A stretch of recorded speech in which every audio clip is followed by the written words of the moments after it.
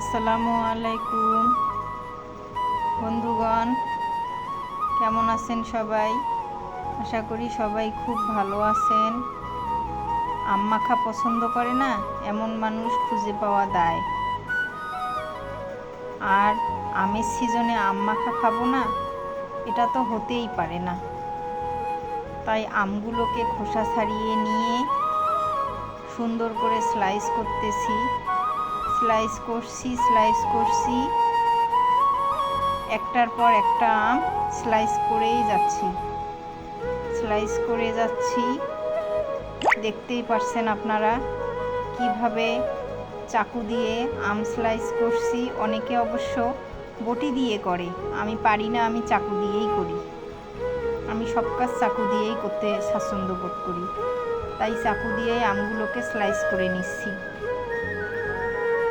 হ্যাঁ বন্ধুগণ, একটা একটা করে আমগুলোকে স্লাইস করে নেওয়া হচ্ছে।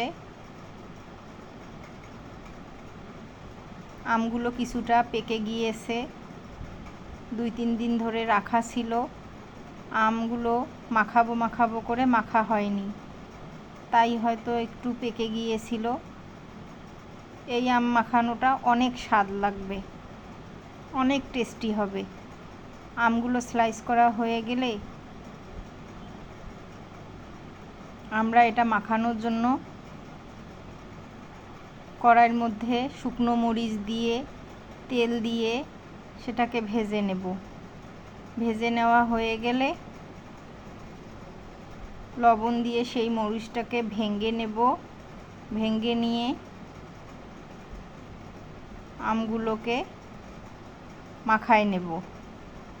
মাখানো হয়ে গেলে সেখানে সরিষার তেল আর চিনি একটু দিয়ে সুন্দর করে আবার মাখায় নেব।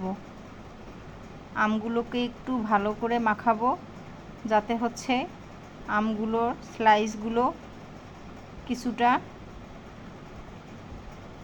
নিস্তেজ হয়ে যায়, তাহলে খেতে খুব মজা হবে। আমগুলো মাখানোর পর যেমনটা হবে আপনারা দেখতেই থাকুন, কী রকম হবে আপনারা দেখতে পারবেন। এই মাখানো আমটা খেতে খুব টেস্টি। যারা যারা এখন পর্যন্ত আম মাখানো খাননি এই সিজনে, সবাই মাখায় খাবেন, খুব উপভোগ করবেন আম মাখানোটা। আম মাখা মেয়েরা পছন্দ করে না এমন মেয়ে নাই।